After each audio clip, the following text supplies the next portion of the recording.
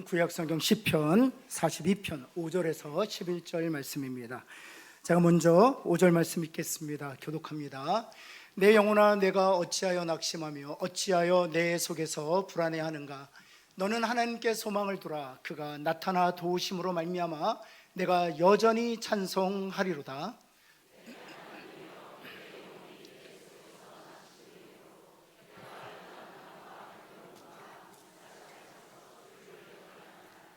주의 폭포 소리에 깊은 바다가 서로 부르며 주의 모든 파도와 물결이 나를 휩쓸었나이다.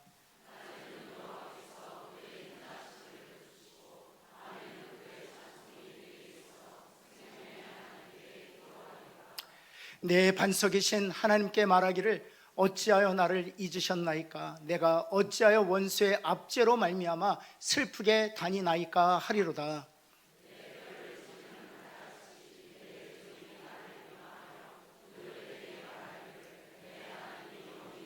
같이 읽겠습니다. 내 영혼아 내가 어찌하여 낙심하며 어찌하여 내 속에서 불안해하는가. 너는 하나님께 소망을 두라. 나는 그가 나타나 도우심으로 말미암아 내 하나님을 여전히 찬송하리로다. 아멘. 낙심과 불안 어떻게 벗어날 수 있을까요? 라는 제목으로 말씀 증거하도록 하겠습니다. 우리가 정체를 알아야 우리가 이기고 승리할 수 있지 않겠습니까?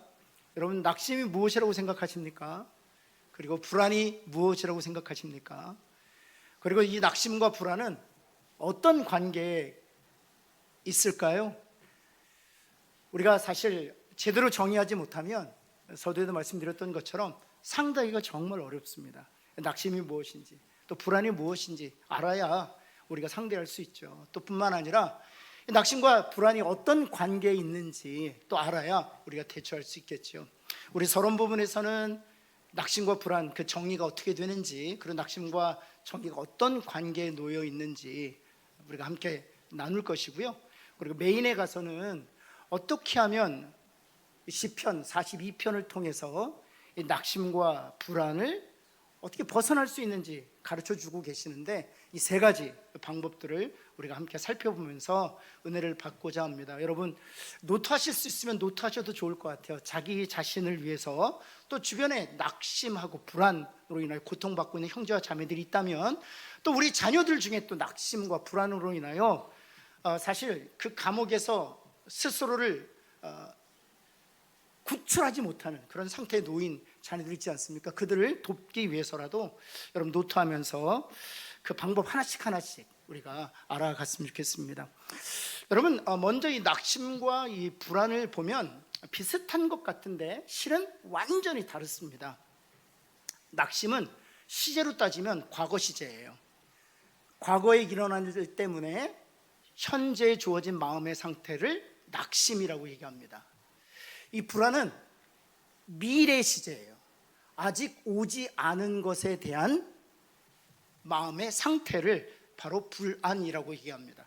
따라서 낙심은 과거로부터 현재에 주어진 것이고요, 불안은 아직 오지 않은 미래에 대한 것 때문에 현재 겪고 있는 마음의 상태입니다.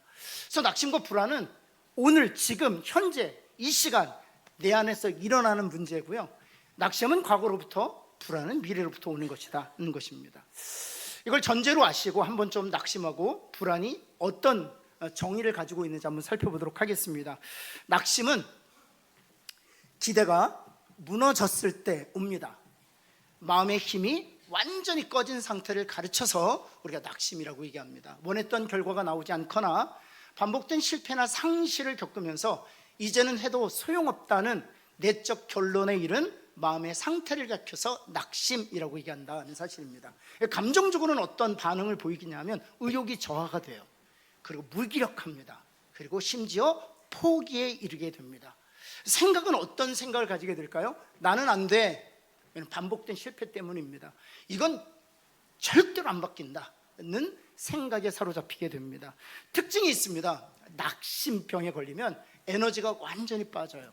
그리고 행동이 멈춥니다. 주부로서 더 이상 일하지 않으려고 합니다. 직장은 다니지만 몸만 다닐 뿐이에요. 마음은 이미 멈춘 상태입니다. 교회 역시 마찬가지입니다. 모든 사역을 내려놓습니다. 그것이 바로 낙심의 특징이지요. 증상을 보면 이렇습니다. 의욕이 상실이 되고요, 자기 평가가 완전히 붕괴가 됩니다. 왜냐하면 나는 안 된다, 나는 형편없는 존재다, 나는 해도 또 실수할 것이다 라는 생각 때문입니다. 고립과 단절입니다. 사람을 피해 시작하지요. 그리고 감정에 무기력이 나타나는데요, 기쁨이 없어요. 그리고 더 심하게 되면 아무 느낌이 없습니다. 아무 느낌이 없습니다. 이것이 낙심이 가져다는 증상이에요. 불안을 살펴보도록 하겠습니다. 불안의 정의는 통제할 수 없는 미래를 예상하며 마음이 흔들리는 상태를, 낙심은 마음이 무너지는 상태라고 한다면, 아래로 꺼지는 것이라면, 불안은 통제할 수 없는 미래 때문에 마음이 옆으로 흔들리는 상태를 불안이라고 얘기합니다.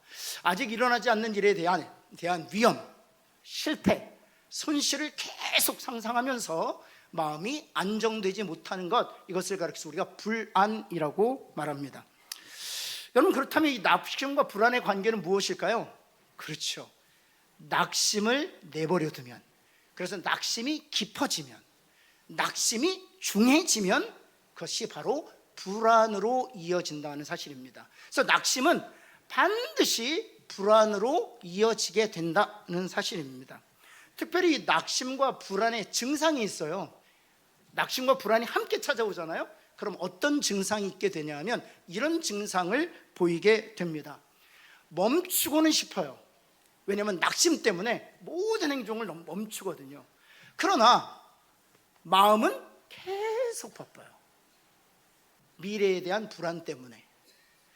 그래서 겉으로 보면 모든 것을 멈춘 사람이에요. 의욕이 상실이 되어 있고요, 무기력하고요, 포기에 이르렀기 때문입니다. 그러나 속으로는 폭주합니다. 무엇 때문에? 미래의 불안 때문에. 잠을 이룰 수 없어요. 생각에 씨름을 합니다. 계속 망상과 상상 속에서 자신을 괴롭게 하는 것이죠. 이것이 바로 낙심과 불안으로 인하여 고통받는 사람들의 현 주소입니다. 그렇다면 여러분, 창세부터 요한계시록까지 성경 인물들이 많이 등장하지 않습니까? 그렇다면 한 사람을 한번 딱 뽑아 보시겠어요? 낙심과 불안으로 인해 고통받은 사람. 참고로 여러분의 경쟁 심리를 부추기 위해서 이분은 답이 많이 나왔습니다. 3부 성도들의 실력을 좀 보겠습니다. 네. 특별히 성가대에서 무더기로 그분의 이름이 등장했어요. 네. 네. 참조하시라고요. 예, 누굴까요? 네. 그럼 제가 힌트를 좀 드릴게요. 이분은 참고로 힌트가 없었습니다. 힌트를 드리면 엘씨입니다. 엘씨. 그렇죠. 예. 엘리야입니다. 엘리야. 엘리야는 낙심과 불안으로 고통받았던 선지자였습니다. 왜 낙심이 찾아왔을까? 우리가 잘 아는 것처럼 갈멜산에서 영적 전투를 벌이지 않습니까? 여러분, 이 갈멜산에 섰을 때 이 엘리야가 갖고 있었던 거룩한 소명이 하나 있었어요. 그리고 시대적 소망이 하나 있었습니다. 북이스라엘은 하나님이 없던 나라예요. 우상이 가득한 나라였습니다. 하늘에서 불이 내려 하나님의 살아계심을 증명할 수만 있다면, 그래서 바알 선지와 아세라 선지자를 싹 쓸어버릴 수만 있다면 이 북이스라엘이 누구에게로 돌아올 것이다? 하나님께로 돌아올 것이다 라는 거룩한 소명의식이 있었어요. 그래서 갈멜산 영적 전투에 섰던 것입니다. 그가 기대했던 대로 살아계신 하나님께서 하늘로부터 불을 내리셔서 엘리야가 믿는 하나님이 실제하시는 전능하신 하나님이라는 사실을 모든 사람들로 하여금 보게 하셨습니다. 심지어 바알 선지자, 아세라 선지자 850명을 기손 시냇가에서 완전히 제거함으로 북이스라엘의 모든 우상 숭배자들을 다 뽑아냈습니다. 심지어는 갈멜산에 올라가 3년 6개월 동안 비가 오지 않아 가뭄으로 고통받고 있었지만 엘리야가 기도했을 때 큰 비를 내려주셔서 살아계신 하나님의 그 전능하심을 모든 이스라엘 백성들이 목격하게 하셨습니다. 그런데 그 북이스라엘은 하나님께로 돌아오지 않았습니다. 오히려 그가 들었던 소식은 아합 왕과 이세벨의 사자를 보낸 소식이었습니다. 내일 이맘때쯤 엘리야 너를 내가 죽이겠다. 내가 너의 생명을 취하겠다. 결코 회개하지 않았습니다. 결코 돌아서지 않았습니다. 하늘에서 불이 내리고 큰 비가 내려 하나님의 하나님 되심을 보았음에도 불구하고 그들은 변하지 않았습니다. 실망했습니다. 낙심이 찾아왔습니다. 심지어는 그 낙심이 알 수 없는 자신의 미래에 대한 불안으로 이어졌습니다. 결국 어떻게 되었습니까? 자신을 찾을 수 없는 가장 최남단 헤르본에서도 더 남단 쪽에 도망쳤죠. 그리고 로담나무 아래에서 죽기를 간구합니다. 하나님 내 생명을 취하여 주옵소서. 이것이 낙심과 불안의 파국이라는 사실입니다. 여러분 낙심과 불안이 아무 일도 아닌 것 같지만 내버려 두면 결국에는 파국에 도달하게 된다는 사실입니다. 여러분 그렇다면 오늘 하나님께서 42편을 통해서 이 낙심과 불안을 다루고 계시거든요. 그리고 실질적으로 낙심과 불안을 어떻게 벗어날 것인지 구체적인 방법도 우리에게 주세요. 여러분 하나씩 우리가 살펴보면서 여러분이 낙심이 찾아올 때, 또 불안이 엄습해 올 때, 또는 그것으로 인해 고통받고 있는 자녀들이 지체가 있다면 이 원리로 도움을 주는 저와 여러분 되기를 바랍니다. 첫 번째는 무엇인가 하면 책망하지 말고 공감해 주자 하는 것입니다. 자신에 대해서 먼저 책망하지 말고 공감해 주라는 사실입니다. 한번 따라 볼까요? 책망하지 말고 공감해 주자. 여러분 대체로 죄로 말미암아 부패된 우리들은 누가 낙심하잖아요? 그러면 공감해 줄까요? 책망할까요? 책망합니다. 어떻게 책망하나요? 이렇게 책망합니다. 스스로에게 나는 왜 이것밖에 안 될까 합니다. 나는 왜 이것밖에 안 될까? 왜 나는 저 사람처럼 못할까? 이렇게 계속 살면 끝나는 것 아닐까? 또 신앙적으로 보면 주변에 있는 사람들이 이렇게 책망합니다. 믿음이 없어서 그래. 누가 예배에 빠지래?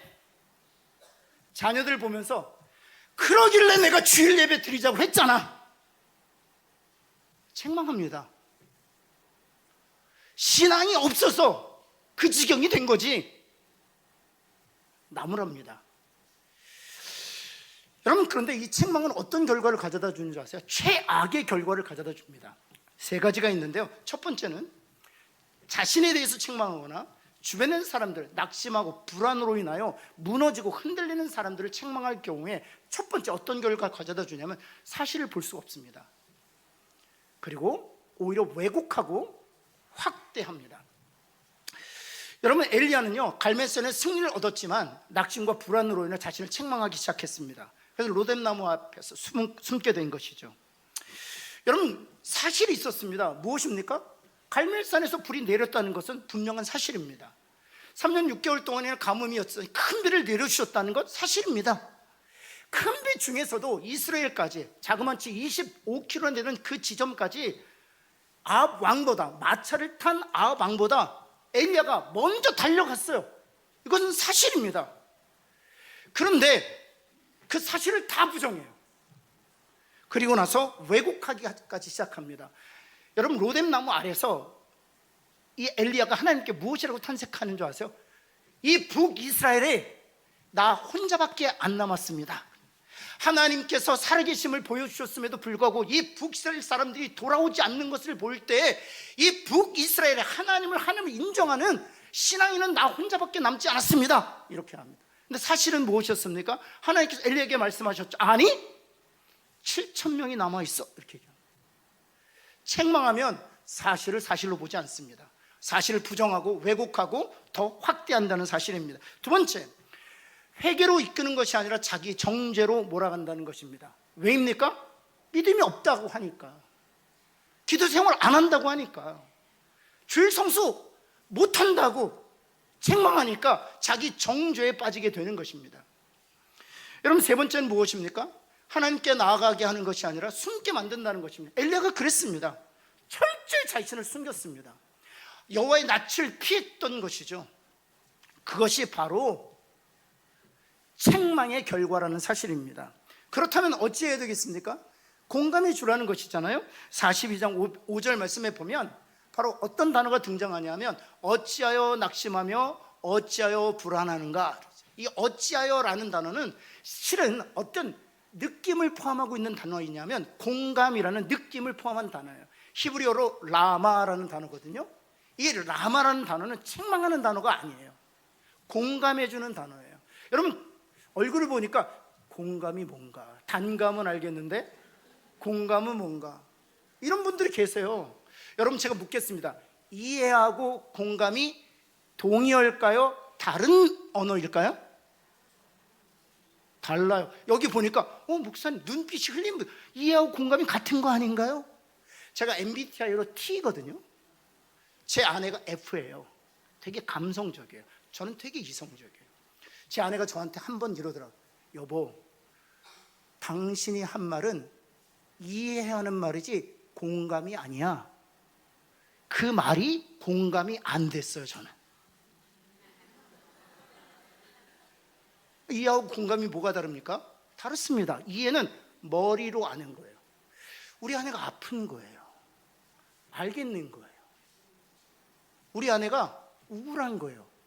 알겠는 거예요. 근데 아프진 않아요. 이게 공감이에요. 아파야 돼요. 이게 공감이라는, 공감이란 무슨 뜻이냐, 그 사람이 겪고 있는 그 감정의 공간에 함께 있어주는 것, 이게 공감이에요. 그래서 공감을 영어로 compassion이라고 하지 않습니까? passion은 고통이란 뜻이고 come은 함께란 뜻이에요. 고통받는 그 공간에 함께 있어주는 것, 이게 공감이에요. 그래서 이 어찌하여라는 단어는 공감의 느낌이 담겨진 언어예요. 여러분 엘리야가 낙심과 불안 때문에 자신을 숨겼잖아요. 그리고 로뎀나무 앞에 죽기를 간구하지 않습니까? 그때 하나님께서 엘리야에게 이렇게 말씀하세요. 여러분 열왕기사 19장 13절 말씀 볼까요? 놀랍게 어떤 단어가 등장하냐면 시편 42편에 시편 기자가 사용했던 그 라마라는 단어가 등장해요. 엘리야야, 내가 어찌하여 여기 있느냐. 이건 책망하시는 게 아니에요. 공감하신. 여러분 여기 있을 수밖에 없었던 엘리야를 공감해 주시는 단어예요.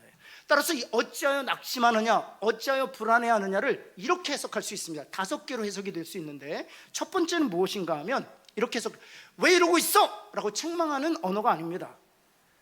이 언어예요. 요즘 많이 힘들지? 여러분 자녀들이 집에 왔는데 너무 힘들어 보여요. 왜 그래? 예배생활 제대로 하고 있는 거야? 이렇게 책망하는 것이 아니라 많이 힘들구나. 그러면 자초지종을 설명 안 했어도 그냥 눈물이 흘러요. 공감해 주기 때문에. 두 번째, 도대체 왜 낙심하고 있는 거야? 가 아니에요. 무슨 일이 있어서 이렇게 마음이 가라앉았어? 라고 묻는 거예요. 세 번째, 왜 불안해해? 왜 또 자꾸 불안해하는 거야? 라고 따져 묻지 않습니다. 무엇이 너를 이렇게 불안하게 만들고 있는 거지? 네 번째는 무엇인가 하면 정신 좀 차려라, 차려가 아니라 지금 많이 지쳐 있는 것 같아. 마지막 5번째는 어떤 것이냐면, 어떤 의미냐면 믿음이 왜 이렇게 약해? 라고 비난하지 않습니다. 지금 믿음이 흔들릴 만큼 힘든 시간을 지나고 있구나 라고 말씀하고 계시는 거예요. 5개 많은 말을 했지만 한 단어로 줄일 수 있습니다. 어떻게? 그렇구나 하는 거예요. 옆에 있는 분에게 그렇구나 한번 할까요? 한번 손도 잡아주시고 그렇구나 한번 해보세요. 그렇구나, 그렇구나. 왜라고 묻지 않는 것입니다. 그렇구나. 함께 있어주는 것이죠. 여러분 이것은 하나님께서 우리들에게 말씀하신 권면하고도 일맥상통합니다. 여러분 로마서 8장 1절에 우리의 신분에 대해서, 우리가 어떤 정체성을 갖고 있는지에 대해서 이렇게 말씀하세요. 같이 한번 읽어볼까요? 시작. 그러므로 이제 그리스도 예수 안에 있는 자에게는 결코, 누구 안에 있는 자에게는?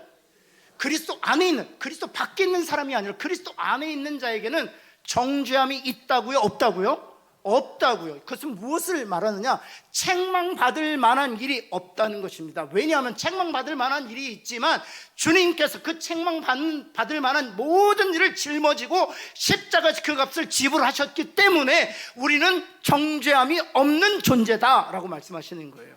여러분, 가늠한 잡힌 여인이 예수님께 왔을 때 예수님께서 이렇게 말씀하셨습니다. 나도 너를 정죄하지 않는다.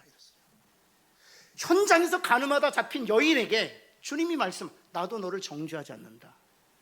언제 이 말씀을 주셨냐면 돌을 들고 있었던 사람들 앞에서 하신 말씀이 아니에요. 이미 돌을 들고 있었던 사람들은 다 떠났습니다.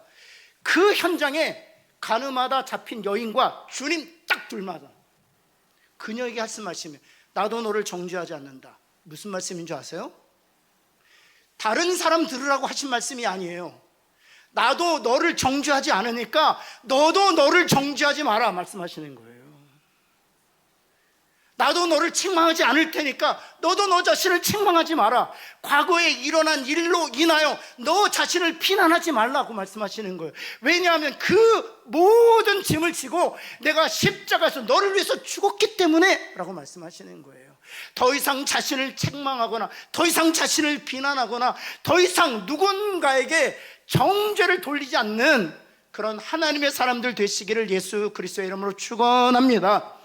엘리야가 그렇게 자신을 제한하고 로뎀나무 앞에서 낙심과 불안으로 하나님 죽기를 간구했을 때 하나님이 엘리야를 책망하지 않으셨어요. 공감해 주셨어요. 어찌하여 여기에 있느냐? 많이 힘들지? 낙심과 불안으로 인하여 모든 사역을 멈추고 너의 그 연약함 그리고 알 수 없는 미래 때문에 불안으로 마구 흔들림으로 죽기를 간구하고 있지. 그렇구나. 그 한마디 때문에 엘리야가 일어났다는 사실입니다. 베드로 한번 보세요. 예수님을 저주하고 부인의 자신이 있었던 원래 삶의 자리로 돌아가지 않습니까? 주님이 찾아가셔서 책망하지 않았어요. 왜 나를 믿지 못하니? 오병이로 5,000명을 먹이고 무리를 걷고 죽은 나사로를 살렸던 왜 전능하신 나를 믿지 못하니? 라고 따져묻지 않으셨어요. 오히려 공감해 주셨어요. 그 한마디가 베드로가 베드로 되게 했다는 말이죠. 여러분, 제가 한 가지 묻겠습니다. 근육 경련이 있을 때 여러분 어떻게 푸세요? 둘 말씀드릴게요. 첫 번째, 때린다. 단단하잖아요. 단단하니까 때리면 부드러워질 것 같은 거예요. 그래서 막 방망이로 근육 경련을 때려요. 어떻게 될까요? 더 강직됩니다. 절대로 때리지 마세요. 그럼 어떻게 해야 됩니까? 그렇죠. 따뜻한 물로 마사지 해줘야죠. 바로 그 얘기 하시는 거. 언제까지 여러분 자신을 때리시겠어요? 주변에 있는 자들은 언제까지 비난과 비판으로 때리시겠어요? 더 강직된다는 사실이에요. 더 굳어진다는 사실이에요. 여러분, 자신을 따뜻하게 공감해 주세요. 주변에 있는 사람들을 따뜻하게 공감해 주세요. 그러면 하나님의 때에 서서히 풀리게 될 것입니다.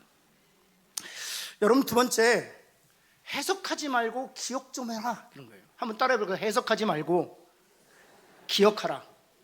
해석은 잘 알아요. 우리가 문제를 만나면 뭐부터 하기 시작하는 줄 아세요? 먼저 책망하고요, 그 다음 해석합니다. 해석이 뭡니까? 왜 이 지경이 됐지? 라고 묻는 거예요. 왜 이 지경이 됐지? 그런 거예요. 이 낙심은 어디로부터 온 것이고 나는 왜 불안한 것일까? 계속 상황을 해석하는 것입니다. 여러분, 왜 해석하는 것일까요? 이런 이유가 있어요. 우리가 문제를 만날 때 해석하는 그 이유는 다음에 세 가지 때문에 그렇습니다. 첫 번째는 통제하고 싶어서 그래요. 통제가 안 되면 불안해요. 그래서 자꾸 해석함으로 답을 얻어 이 상황을 내가 소나기에 쥐려고 하는 거예요. 그래서 내가 불안해서 벗어나려고 하는 심리 때문에 해석하려고 하는 것입니다. 두 번째는 무엇인가 하면 의미를 만들어서 버티려고 하는 것입니다. 이게 의미인데 부정적으로 의미를 부여하기도 하고요, 긍정적으로 의미를 부여하기도 합니다. 여러분, 긍정적으로 의미를 부여하는 것은 무엇일까요? 이런 것입니다. 여러분, 하고 있는 일이에요. 집안에 문제가 생겼어요. 그것 때문에 아내가 막 낙심과 불안으로 인하여 무너지고 흔들리는 상태가 되었어요. 아내가 의미를 부여합니다. 해석하면서 의미를 부여합니다. 뭐라고 부여하는지 아세요? 다 이거는 너 때문이야. 내가 남편 잘못 만나서 그래. 다 누구 때문인 거예요? 남편 때문인 거예요. 또 남편에게서 답을 찾지 못하면 그 화살이 누구에게로 갑니까? 아시네요. 다 저 못난 자식들 때문에 그래. 부정적으로 의미를 부여합니다. 교회에 문제가 생기면 여러분 편안하시려면 딱 한 사람만 찝으면 됩니다. 저 박신철 담임 목사 때문에 그래. 그럼 여러분은 불안해서 자유하실 수 있어요. 잠시. 그러나 그게 문제가 해결되지 않는다는 사실이에요. 왜냐하면 저는 저의 아내의 영원한 남편일 것이기 때문에. 여러분이 문제를 박신철 목사야 지적해도 저는 은퇴할 때까지 이곳에서 설교를 할 것이기 때문에. 해석이 됐다고 해서 문제가 해결되지 않아요. 여러분, 긍정적으로 의미를 만듭니다. 이건 굉장히 우리 신앙인들이 자주 하는 일들인데요. 죄를 지어서 징계를 받게 되었어요. 그런데 그래서 고난을 당하고 미래가 불안한 상태거든요. 근데 어떻게 부여하는 줄 아세요? 로마서 8장 28절을 딱 적용합니다. 하나님을 사랑하는 자 곧 그 뜻대로 부르심을 입은 자들에게는 모든 것이 협력하여 어떻게 된다? 그럼 아멘 해버려요. 여러분, 다윗은 그렇게 의미 부여하지 않았습니다. 철저히 자기의 죄를 고백했어요. 여러분, 세 번째, 왜 해석하려고 하느냐? 스스로를 납득시키려고. 이 상황이 이해가 되지 않는 거예요. 그래서 해석해야만 이 상황이 납득이 되는 거예요. 그래서 우리는 해석하려고 한다는 것입니다. 근데 이 해석 가지고 제가 쭉 말씀드렸지만 우리가 이 문제가 해결되지 않아요. 낙심과 불안이 해결되지 않아요. 절대로. 왜냐하면 두 가지로 말씀드리는데 첫 번째가 중요합니다. 한번 볼까요? 이건 같이 한번 읽겠습니다. 시작. 그렇죠. 제가 조금 아까 말씀드렸지만 아내가 이 상황을 해석하는데 박신철 남편 때문인 거예요. 그렇게 해석했어요. 마음은 편할 수 있어요. 그러나 아내의 낙심과 불안의 문제가 그 해석으로 해결될 수 있을까요? 없을까요? 해결되지 않습니다. 여전히 낙심과 불안의 문제는 여전한 거예요. 따라서 해석은 능력을 가져다 주지 못한다. 왜 우리가 무너졌느냐? 왜 우리가 흔들렸느냐? 그 무너짐을 감당할 만한 버틸 수 있는 힘이 없기 때문이에요. 왜 우리가 흔들리느냐? 흔들리지 않는 힘을 잃어버렸기 때문에 우리가 흔들리는 것이거든요. 해석은 그 힘을 가져다 주지 못한다. 해석은 그 능력을 가져다 주지 못한다는 사실이에요. 두 번째, 왜 해석이 나쁜 결과를 가져다 주느냐? 해석은 종종 자기 정죄로 흐르기 때문이라는 사실이에요. 아내가 해석을 저에게서 찾았어요. 그럼 저는 저 자신을 제가 한동안 그랬어요. 다 내 책임이다, 내 책임. 다 내 책임. 제가 목회하면서도 다 내 책임이다, 내 책임. 정죄를 흘렀어요. 그리고 여러분들은 목사에게 정죄하는 것이고 아내는 남편에게 정죄하는 것입니다. 계속 자기가 자기를 정죄하고 다른 사람을 정죄하는, 그래서 회개에 이르게 하기보다는 정죄에 이르게 했다는 사실입니다. 그런데 여러분, 오늘 본문을 보면은 기가 막힌 방법을 하나님이 시편 기자를 통해 제시하세요. 42편 6절 말씀 한번 볼까요? 노란색으로 하이라이트 한번 같이 한번 읽겠습니다. 시작. 잘 보세요. 내 영혼이 낙심되었을 때 뭐 했다? 주님 기억했다고요. 이게 중요해요. 주님 기억했다. 그 상황을 해석하려고 하기보다는 주님을 기억했다. 근데 오늘 이 본문을 보면 주님을 어디에서 기억했다고 시편 기자는 고백하고 있습니까? 요단 땅, 그 다음 헤르몬산, 그 다음 미살산. 이곳이 다 어느 곳인 줄 아세요? 예루살렘 성전에서 가장 멀리 떨어져 있는 곳입니다. 그는 왜 자기가 예루살렘 성전에서 하나님의 영광과 하나님의 임재가 임하는 그 예루살렘 성전에서 가장 먼 곳으로 추방되었는지, 가장 먼 곳에 자신이 놓여졌는지 상황을 해석하려고 하지 않았어요. 오히려 그 상황 속에서 그가 한 것은 예루살렘 성전에서 자신에게 베푸셨던 그 하나님의 은혜를 기억했다는 것입니다. 내가 기도했을 때 하나님께서 내게 주셨던 그 기도의 응답을 기억했다는 것입니다. 신약적인 언어로 바꾸면 하나님께서 그리스도를 우리에게 내어주심으로, 그리스도께서는 아버지께서 자신에게 맡긴 사명을 십자가에 감당하심으로 말미암아 우리의 죄를 도말하시고 3일 만에 부활하심으로 말미암아 우리를 새 사람 되게 하셔서 절망과 심판과 저주로부터 우리를 건져주셨다는 십자가로 말미암아 주어진 그 은혜를 생각했다는 거예요. 왜냐하면 다음에 이유가 있어요. 세 가지 한번 볼까요? 주님을 기억할 때 우리는 현재 감정에 휘둘리지 않을 수 있기 때문에 그렇습니다. 여러분, 빌립보서 1장 18절을 보면 바울이 이런 고백을 합니다. 그러면 무엇이냐? 거칠어로 하냐? 참으로 하냐? 무슨 방도로 하든지 전파되는 것은 그리스도니 이로써 나는 기뻐하고 또한 기뻐하리. 이게 어떤 상황에서 이런 고백을 하게 되었냐 하면, 제가 일전에도 잠깐 말씀드렸지만 기억하신 분은 기억하실 거예요. 바울이 복음을 전하다, 그리스도를 전하다 옥에 갇혔잖아요. 그런데 옥에 갇힌 바울에게 바울의 제자들이 이러한 소식을 전해줍니다.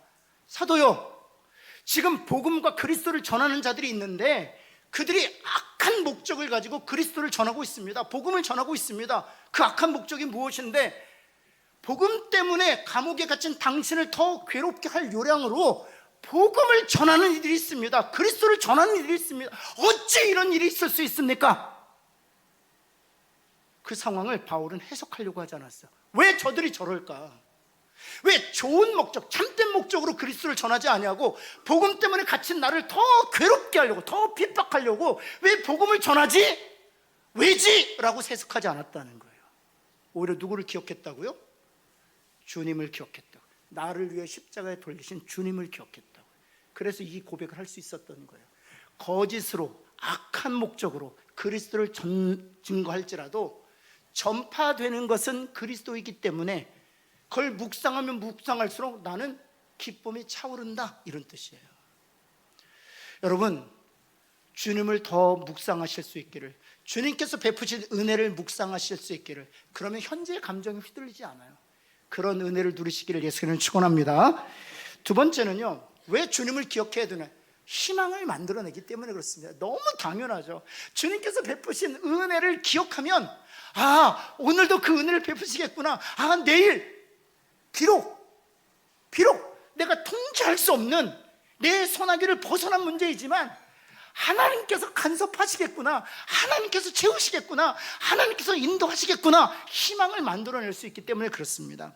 여러분, 요단강 건너가기 전 이스라엘 모든 백성들을 요단들에 보내요. 모세가 이렇게 연설하고 권면하고 부탁합니다. 신명기 17장 37절 말씀인데요, 이 말씀은 다윗이 골리앗 앞에 섰을 때 모든 사람들이 두려웠어요. 모든 사람이 두려웠지만 다윗이 어떻게 골리앗 앞에 설 수 있었는가 한번 볼까요?